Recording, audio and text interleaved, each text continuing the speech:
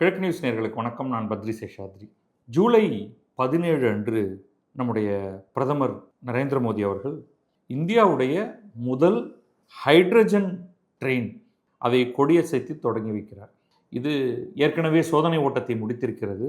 ஹரியானாவில் ஜிந்த் என்ற இடத்திலிருந்து சோனேபத் வரை டூ அண்ட் ஃப்ரோ, இங்கிருந்து அங்கே போகும், அங்கிருந்து கொஞ்சம் நேரம் கழித்து கிளம்பி மீண்டும் அது ஜிண்டுக்கு போயிடும். அவ்வளோதான். ஒரே ட்ரெயின், ஒரே நாளில் காலை இங்கேருந்து கிளம்பி இங்கே வந்துட்டு கொஞ்சம் நேரம் கழித்து அங்கேருந்து கிளம்பி போயிடும். அப்படி தான் ஆரம்பிக்குது இது. இது இந்திய ரயில்வே துறை வரலாற்றில் ஒரு மிக மிக முக்கியமான ஒன்று. இதனால் வரைக்கும் நம்ம என்ன பண்ணிகிட்டு இருந்தோம் அப்படின்னா, ஆரம்ப காலத்தில் நிலக்கரியால் ஓடக்கூடிய ரயில்களை ஆங்கிலேயர்கள் இந்தியாவில் இருக்கும் பொழுதே ஆரம்பித்து வைத்திருந்தனர். இந்தியாவுக்கு ரயில் அப்படிங்கிறத அறிமுகப்படுத்தியது ஆங்கிலேயர்கள். அதற்கு பிறகு நம்ம இந்த பெட்ரோல், டீசல் போன்றவையெல்லாம் கிடைக்க ஆரம்பித்து, அதாவது 1950களின் மத்திய பகுதியில் கொஞ்சம் கொஞ்சமாக நம்ம டீசல் ட்ரெயினுக்கு மாறினோம். இன்னும் நிலக்கரி கரியையும் புகையையும் அள்ளி வீசக்கூடியது. அதற்கு பிறகு நம்ம எலக்ட்ரிஃபிகேஷன் அப்படிங்கிற ஒரு ப்ராசஸ்க்கு போனோம். டீசலையும் நீக்கிவிட்டு, கரியை அறவே நீக்கிவிட்டு, எல்லா பாதையிலையும் electrification. Overhead electric cable போகும். அதை தொட்டுக்கொண்டே ரயில் என்ஜினுடைய ஒரு பாகம் அந்த லைனை தொட்டுக்கிட்டே போகும். அதன் வழியாக கரண்ட்டை உள்ளே எடுத்துகிட்டு அதால் மோட்டர்களை இயக்கி, சக்கரத்தை இயக்கி இழுத்துக்கிட்டு போகும். இன்றைக்கி கிட்டத்தட்ட 100%, நியர்லி 100%, ஒரு சில மலை பாதைகளை தவிர மீது எல்லாவற்றுக்கும் நம்ம 100% எலக்ட்ரிஃபிகேஷனை பண்ணி முடிச்சாச்சு. இதுக்கு அடுத்த கட்டமாக நம்ம ஹைட்ரஜன் ஃபியூவலை அறிமுகப்படுத்துகிறோம். இந்த ஹைட்ரஜன் ஃபியூவல் ட்ரெயினுக்கு ஒரு பெரிய ஹிஸ்ட்ரி இருக்குது. அதில் நம்ம சிலவற்றை நம்ம பார்க்கலாம் பின்னாடி. இது எப்படி இயங்குது அப்படிங்கிறது எல்லாத்தையும் கொஞ்சம் மினிமலாக நம்ம பார்ப்போங்க. இந்த ட்ரெயின் ட்ரெயினை பற்றின சில தகவல்களை பார்த்துட்டு அதுக்கப்புறமா அந்த தொழில்நுட்பத்துக்குள்ளே போகலாம்.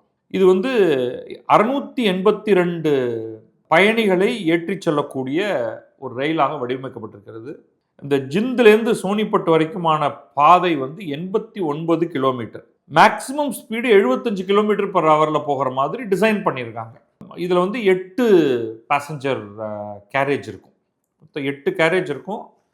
2 என்ஜின் பொருத்திய கார். ஸோ அதோடைய முன் ஒன்று பின் ஒன்றாக நடுவில் 8 கேரேஜ் பயணிகளுக்கும், முன்பக்கம் ஒன்றும் பின்பக்கம் ஒன்றுமாக அதோடைய என்ஜின், ஹைட்ரஜன் என்ஜின் பொருத்தப்பட்ட அந்த வண்டி இருக்கும். இதனால் ஒரு நாளைக்கு அப் அண்ட் டவுன் 356 கிலோமீட்டர் 2 தடவை, ஒரு நாளைக்கு ஒரு ரவுண்ட் ட்ரிப் இல்லை, 2 ரவுண்ட் ட்ரிப் கிளம்பி வந்துட்டு திருப்பி போயிட்டு திரும்பி அங்கிருந்து, அதாவது ஜிந்த் டு சோனிபட், சோனிபத்லேருந்து ஜிந்த், ஜிந்த்லேருந்து சோனிபட், சோனிபட்லேருந்து ஜிந்த். ஸோ எஃபெக்டிவ்லி 4 ட்ரிப் அடிக்க போகுது 89 கிலோமீட்டரை. ஸோ 4 × 89 சுமார் 360 கிலோமீட்டர். ஏன்னா 89 90ன்னு வச்சுக்கிட்டிங்கன்னா 360 கிலோமீட்டர் ஒரு நாளைக்கு போக போகுது. ஸோ இதோடைய ஹிஸ்ட்ரி என்ன அப்படின்னு பார்த்தீங்கன்னா, இந்தியன் எக்ஸ்பிரஸில் வந்திருக்கு. தீரஜ் மிஸ்ரா எழுதியிருக்கிறது. நிறைய தகவல்கள் கொடுக்குது. மேலும் சில தகவல்களையும் நான் அதோட கூட சேர்த்துட்டே வரேன் as we go along. இது ஃப்ரெஞ்சு நிறுவனமான அல்ஸ்தோம். அல்ஸ்தோம் இந்தியாலையும் நிறைய இடங்களில் இருக்குது. இவங்க முதல் முறையாக 2016 ஒரு எக்ஸிபிஷனில் இதை இயக்கி காமிச்சிருக்காங்க. 2 கேரேஜ் இருக்கிற மாதிரியான ஒரு ட்ரெயினை 2016 காண்பிச்சது உடனடியாக இந்த ஜெர்மனி அடாப்ட் பண்ணி 2018லேயே, அதாவது இன்றைக்கு 8 வருடத்துக்கு முன்னாலேயே அவங்க பயணிகளுக்கான ட்ரெயினாக அதை பயன்படுத்த ஆரம்பிச்சிட்டாங்க. இன்றைக்கு ஜெர்மனியில் 14 ட்ரெயின் ஹைட்ரஜன் ட்ரெயினாக இன்றைக்கு ஓடிக்கொண்டிருக்கின்றன. இதை தவிர பல நாடுகள், Japan, Canada, America, China, Austria, Italy, France, அதாவது இந்த ஃப்ரெஞ்சு நிறுவனம் தான் இதை முதல்ல அறிமுகப்படுத்துறது. அப்போ ஃப்ரான்ஸ்லேருந்து எல்லாருமே இதை செயல்படுத்தணும் அப்படிங்கிற ஒரு திட்டத்துக்கு வந்திருக்காங்க.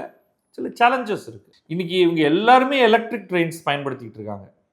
ஏன்னா எலக்ட்ரிசிட்டி எல்லா இடத்திலும் கிடைக்கக்கூடியதாக ஆகியிருக்கிறது. இப்போ இந்த ஹைட்ரஜன் ட்ரெயினை பயன்படுத்தணும்னா ஹைட்ரஜனை உற்பத்தி பண்ணணும். அதுக்கப்புறமா அதற்கேற்ற அந்த கேரேஜஸில் ஒரு மாற்றமும் கிடையாது. ஆனால் அந்த என்ஜின் வடிவமைப்பில் ரொம்ப கவனம் செலுத்தணும்.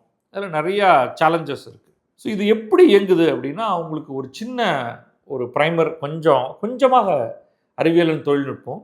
நீங்கள் இன்டர்னல் கம்பஷன் என்ஜின் அப்படின்னு கேள்விப்பட்டிருப்பீங்க. கரி என்ஜின் எக்ஸ்டர்னல் கம்பஷன் என்ஜின்.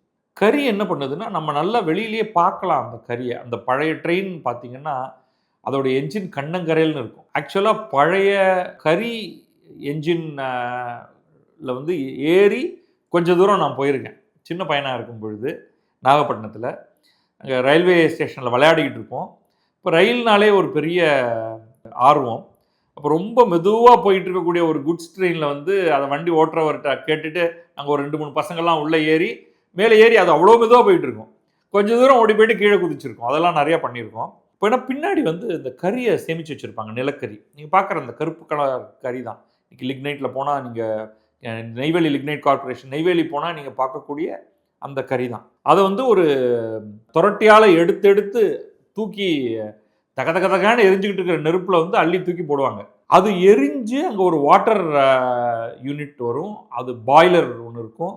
அந்த பாய்லர்லேருந்து அது ஸ்டீமை உருவாக்கும். ஸோ அந்த ஸ்டீம் வந்து அந்த எரியக்கூடிய நெருப்பிலிருந்து நீராவி உருவாகி, அந்த நீராவியை வைத்து சக்கரத்தை இயக்கி அந்த வண்டி அப்படியே போகுது. அந்த வண்டியிலிருந்து கரி எரிந்து புகை வெளில வரும். நீராவி வெளில வந்துகிட்டே இருக்கும். கொஞ்சம் ஸ்டீம் எஸ்கேப் ஆகிட்டே இருக்கும். ஸோ இதுதான் வந்து அப்படியே அந்த வண்டியை நகர்த்திட்டு இருக்குது. அதுலேருந்து நம்ம இன்டர்னல் கம்பஷன் என்ஜின் அப்படின்னு போகிறோம். இந்த எரிவது உள்ளுக்குள்ளே இருக்கும், நீங்கள் பார்க்கவே முடியாது. இங்கே வந்து ஒரு நிலக்கரி என்ஜினில் எக்ஸ்டர்னல் நம்ம பார்க்க முடியும். நீராவி என்ஜினில் கரி எரிவதை பார்க்க முடியும். இது வந்து இந்த பெட்ரோல் டீசல் என்ஜின்ஸ் எப்படி ஆட்டோமொபைல்ஸ்லாம் இன்றைக்கி இருக்கோ அது எல்லாமே வந்து இன்டர்னல் கம்பஷன் என்ஜின் அப்படிங்கிறதுக்குள்ளே வரக்கூடியது. அது டீசல் எப்படி எரியும், பெட்ரோல் எப்படி எரியும் அப்படிங்கிற அந்த பெரிய டெக்னிக்கெல்லாம்குள்ளே நான் போக போகிறதில்ல இப்பொழுதைக்கு. அந்த டீசல் என்ஜினுக்கு வந்து நீங்கள் மல்டிபிள் சிலிண்டர்ஸ் போடும் பொழுது உங்களுக்கு இன்னும் பவரை வந்து உருவாக்க முடிகிறது.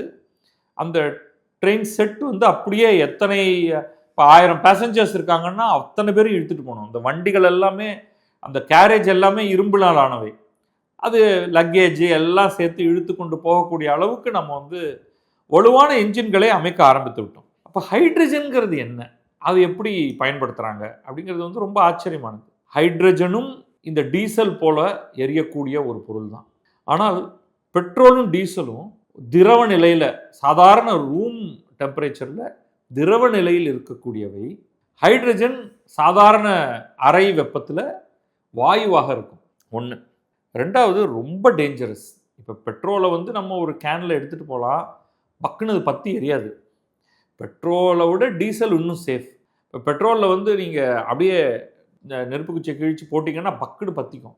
டீசல் அந்த மாதிரி கிடையாது. டீசலில் நீங்கள் நெருப்பு கொளுத்தி போட்டிங்கன்னா டக்குன்னெலாம் பற்றிக்காது.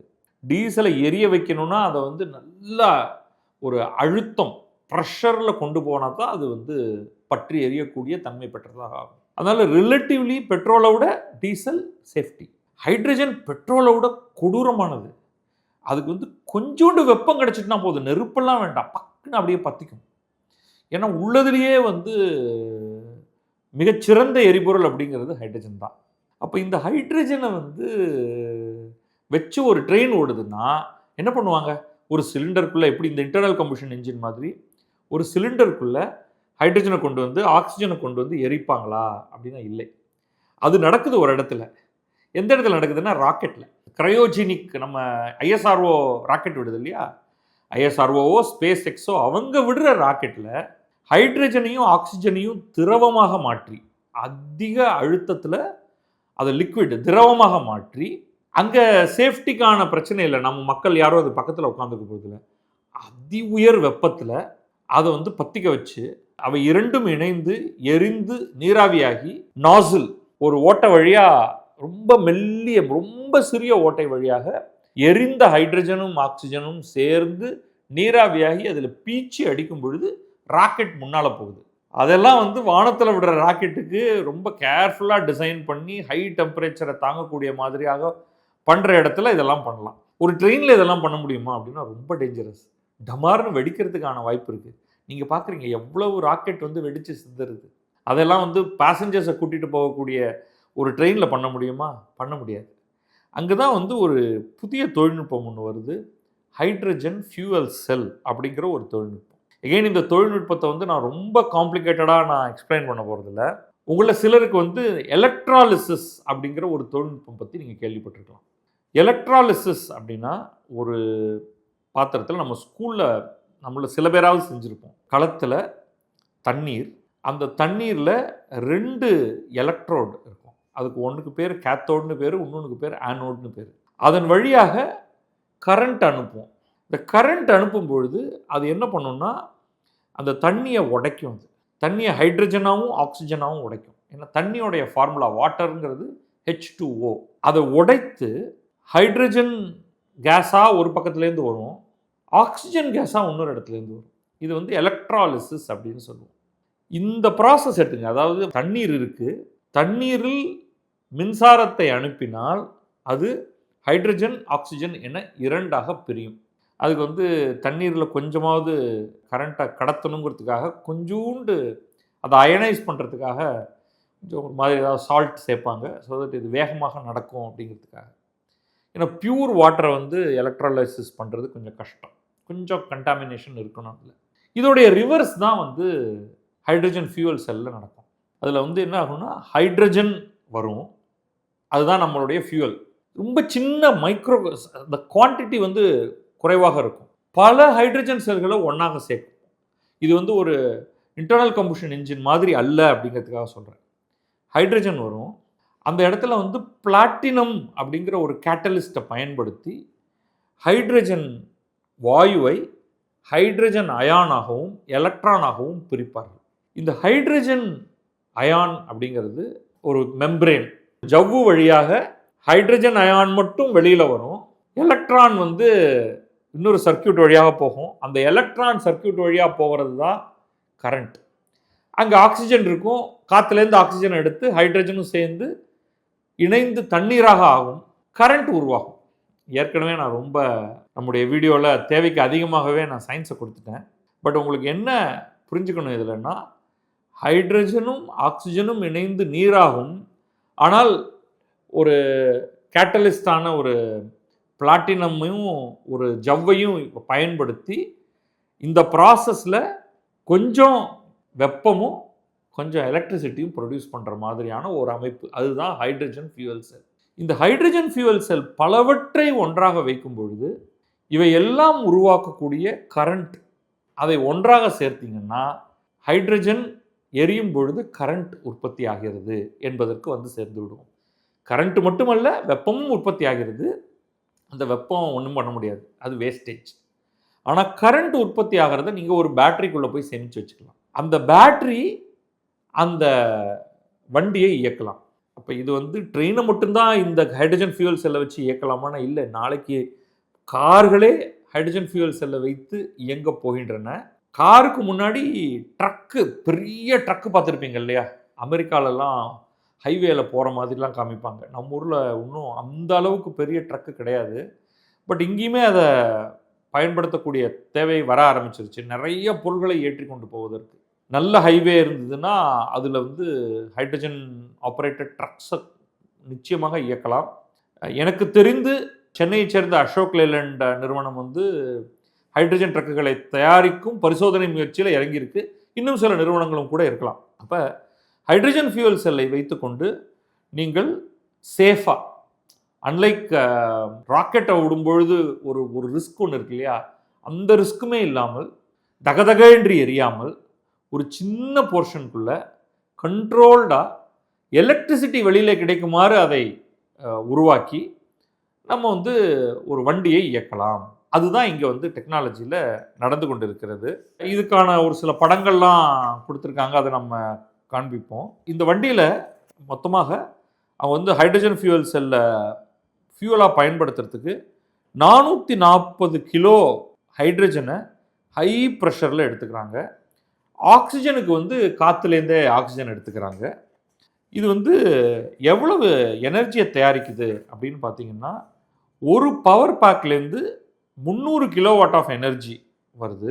இந்த மாதிரி வந்து 4 பவர் பேக் ஒரு கார் என்ஜினில், ஒரு ட்ரெயினுடைய அந்த கார் அப்படின்னு தான் சொல்கிறாங்க, அதுலேருந்து 1200 கிலோவாட் ஆஃப் பவர் வருது. 1லேருந்து 300 இன்ட்டு 4 1200.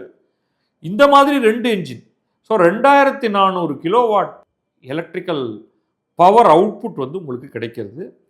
இது வந்து 3200 ஹார்ஸ் பவருக்கு இணையானது. ஸோ இந்த விதத்தில் வந்து என்ன ஒரு சில வித்தியாசங்கள் அப்படின்னு பார்த்தீங்கன்னா, ஜெர்மனியில் ஜெர்மனி தான் முதல் முறையாக ஹைட்ரஜன் ட்ரெயின்களை பயன்படுத்திச்சுன்னு பார்த்தோம். அவை எல்லாமே சின்ன ட்ரெயின். இப்போ மேலை நாடுகளில் வந்து மக்கள் தொகை ரிலேட்டிவ்லி குறைவு. இந்தியா மாதிரி கிடையாது. நம்ம சில நேரங்களில் நம்ம மெட்ரோ மேலே போகும்போது பார்த்துருப்போம். அதில் வந்து ஒரு 3 கார் 4 கார் அவ்வளோ கேரேஜ் தான் இருக்கும். ஆனால் அது வந்து நம்ம ஊருக்கு பத்தாது. நீங்கள் நிறையா மேலை நாடுகளில் வந்து மெட்ரோனாலே அதில் மொத்தமாகவே இந்த மாதிரி 2 கார் 3 கார் பொருத்திய 3 கேரேஜ், கார்னு சொல்கிறது இதில் கேரேஜ் அவை தான் இருக்கும். ஒரு என்ஜின், ஒரு 3 கேரேஜ், 2 கேரேஜ், 3 கேரேஜ் அந்த மாதிரி. ஆனால் நமக்கெல்லாம் வந்து 8 கேரேஜாவது வேணும் குறைஞ்சபட்சம். ஸோ இந்த பவர் அவுட்புட் வந்து ஜாஸ்தி. இந்த மாதிரியான ஒரு பவர் அவுட்புட்டோட மோஸ்ட்லி உங்களுக்கு வெளிநாடுகளில் நம்ம சொல்லிகிட்டு இருக்கிற இடங்களில் வந்து இன்னும் யாரும் இயக்க ஆரம்பிக்கல. அதுவும் ஒரே ட்ரிப்பில் 600லேருந்து 700 பேசஞ்சர்ஸை எடுத்துக்கிட்டு போகிற மாதிரியானதையும் வேறு யாரும் செய்யலை அப்படின்னு பார்க்கலாம். இது பேட்டரி எல்லாம் வைக்கிறதுனால வந்து ஒரு சடன் ஃப்ளக்சுவேஷன்லாம் இல்லாமல் பவர் சீராக இயங்கும் அப்படின்னு சொல்கிறாங்க. இது முழுக்க முழுக்க ஒரே ஒரு முக்கியமான விஷயத்தை தவிர மீதி எல்லாம் இந்தியாவிலேயே வடிவமைக்கப்பட்டது. இந்த ஃபியூவல் செல், இந்த ஹைட்ரஜன் ஃபியூவல் செல் தான் இதில் குரூஷியல் தொழில்நுட்பமே. அதை வந்து நம்ம ஒரு கனடியன் கம்பெனி, பலார்ட் அப்படிங்கிற ஒரு கனடியன் கம்பெனிலேருந்து வாங்குகிறோம். ஹைட்ரஜன் அடுத்த பிரச்சனை. ஃபார்ச்சுனேட்லி ஹைட்ரஜனுக்கு வந்து நம்ம வெளிநாட்டுக்கு அப்படின்லாம் தேவை கிடையாது. அதனால தான் வந்து இது ரொம்ப ஒரு பெரிய முக்கியத்துவம் பெறப்போகிறது. இன்றைக்கி நீங்கள் வந்து ட்ரெயின் ஓட்டணும்னா நம்ம வந்து முழுக்க முழுக்க எலக்ட்ரிசிட்டியை நம்பி இருக்கோம். அந்த எலக்ட்ரிசிட்டியை நீங்கள் 2 விதங்களில் இந்த பெட்ரோலை நம்பாமல் தயாரிக்கலாம். ஒன்று, நம்ம நாட்டிலேயே எக்கச்சக்கமாக கிடைக்கக்கூடிய கரி, நம்பர் 1. 2வது அணுமின் நிலையம். இந்த கான்டெக்ஸ்டில் உங்களுக்கு வந்து நல்லா புரியும் நம்ம ஏன் வந்து யுரேனியம், இப்போ ஆஸ்திரேலியாவுக்கு போயிருக்கும் பொழுது அங்கிருந்து யுரேனியத்தை கொண்டு வருவது ஏன் அப்படிங்கிறது உங்களுக்கு புரிஞ்சிருக்கும். ஏன்னா இப்போ ஈரான் மாதிரியாக ஒரு என்ன செய்வார்கள் என்றே தெரியாத ஒரு நாடு இருக்கக்கூடிய நிலையில் வளைகுடா நாடுகளை முழுவதுமாக நம்பி இருந்தோம் என்றால் நமக்கு மிகப்பெரிய சிக்கல். ஸோ நம்ம வந்து ஏதோ ஒரு வகையில் கரண்ட்டை தயாரிச்சிட்டோம்னா அதுக்கு பிறகு எலக்ட்ராலிசிஸ் மூலமாக, நான் கொஞ்சம் நேரத்துக்கு முன்னாடி தான் சொன்னேன், வேண்டிய அளவுக்கு ஹைட்ரஜனை தயாரித்து அந்த ஹைட்ரஜனை ஒரு ஹை ப்ரெஷர் லோ டெம்பரேச்சர், இப்போ ஹைட்ரஜன் எடுத்துட்டிங்கன்னா -253 டிகிரி சென்டிகிரேடில் தான் அது திரவமாகும். திரவ நிலையில் ஹைட்ரஜனை சேமித்து வைத்தால் நிறைய சேமிக்கலாம் குறைந்த இடத்தில்.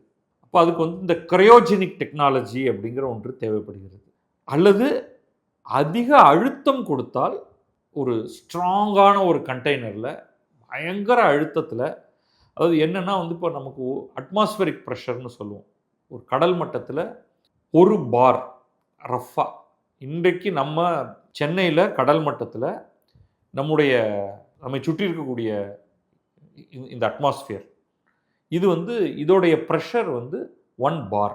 இதே போல் 200 மடங்கு 200 பார் அப்படிங்கிற அழுத்தத்தில் நம்ம வந்து ஒரு டேங்க்கில் ஹைட்ரஜனை சேமித்து வைப்பார்கள். அந்த டேங்கை தான் அப்படியே வந்து லோடு பண்ணி இந்த ஹைட்ரஜன் ட்ரெயினில் அதிலிருந்து அதை வெளியே கொண்டு வந்து அது ஸ்மால் குவான்டிட்டிஸில் ஒவ்வொரு ஹைட்ரஜன் ஃபியூவல் செல்லுக்கும் அனுப்பி அங்கே தயாரிப்பார்கள்.